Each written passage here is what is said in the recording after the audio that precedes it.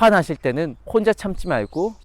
안녕하세요, 김홍주 신부입니다. 여러분 너무나 반갑습니다. 배경이 어떠신가요? 네, 제가 계속 안에서만 촬영을 하다가 오늘 처음으로 이렇게 밖으로 나왔습니다. 제가 살고 있는 서울신학교 안에 있는 산책길 중에 한 곳입니다. 예전에 김수환 추기경님께서 가장 좋아하셨던 길인 목자의 길을 향해 가는 산책로 중에 하나인데요. 어떠신가요? 여러분들 이렇게 그래도 보시기에 좋으시지 않을까 생각이 듭니다. 좀 좋은 느낌으로 이렇게 다가올 수 있는 영상이었으면 좋겠습니다.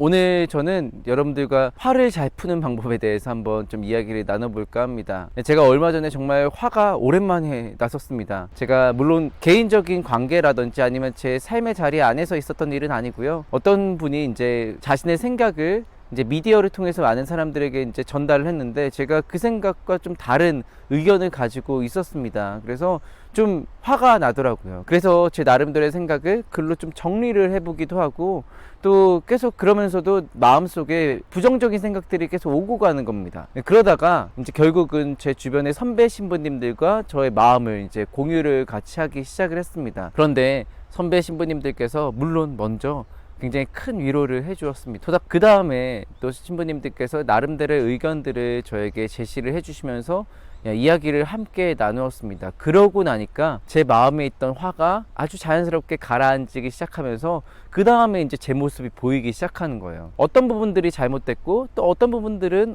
그래도 좀 보편적인 생각들과 일치하는구나, 뭐 그런 것들을 제가 이제 바라볼 수 있게 된 것이죠. 네, 그렇습니다. 이게 우리가 화가 날 수가 있어요. 저도 이렇게 약점을 가지고 있습니다. 하지만 혼자 간직하는 게 아니라 주변에 있는 사람들과 함께 그 화를 공유하고 또 저의 잘못된 부분들을 함께 나눌 수 있었으면 좋겠습니다. 그래서 우리가 함께 살아가는 것이죠.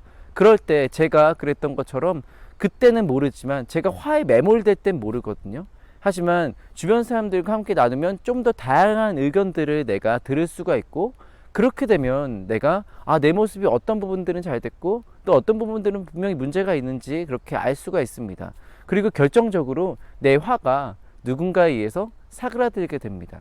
그러면서 내가 좀 더 내 자신을 잘 바라볼 수 있게 되는 것이죠.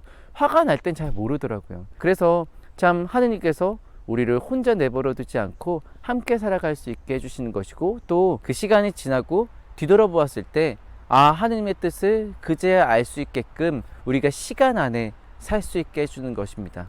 한순간에 하느님의 뜻을 우리는 알 수가 없죠. 오늘 독서에서도 그렇잖아요. 엘리야 예언자가 지진이 지나가고 바람이 지나가고 또 불이 지나간 다음에 하느님의 그 고요한 음성을 들을 수가 있었듯이, 그리고 복음에서도 하느님께서 주신 그 율법을 아주 오랜 시간이 지난 다음에야 성자 예수 그리스도를 통해서 우리가 율법의 진정한 의미를 알 수 있었듯이 우리에게는 시간이 필요합니다. 하지만 우리는 혼자가 아니기 때문에 그 신앙의 여정을 함께 걸어가면서 좀 더 성숙할 수 있는 것이죠. 이런 것들을 통해서 우리는 하느님께서 정말 우리를 사랑하시는구나, 그래서 우리를 혼자 내버려두지 않으시는구나 라는 것들을 느낄 수 있습니다. 저도 얼마 전에 그렇게 느낄 수가 있었습니다. 네, 어쨌든 그렇게 하느님께서 우리를 사랑하신다는 그 마음 잘 간직하시면서 살아갈 수 있는 오늘 소중한 하루 될 수 있었으면 좋겠습니다. 화나실 때는 혼자 참지 말고 주변 사람들과 함께 나누고 그렇게 푸십시오. 영상 끝까지 시청해 주셔서 진심으로 감사드립니다. 그럼 하느님의 사랑과 그리스도의 은총이 가득한 하루 되시기를 희망합니다.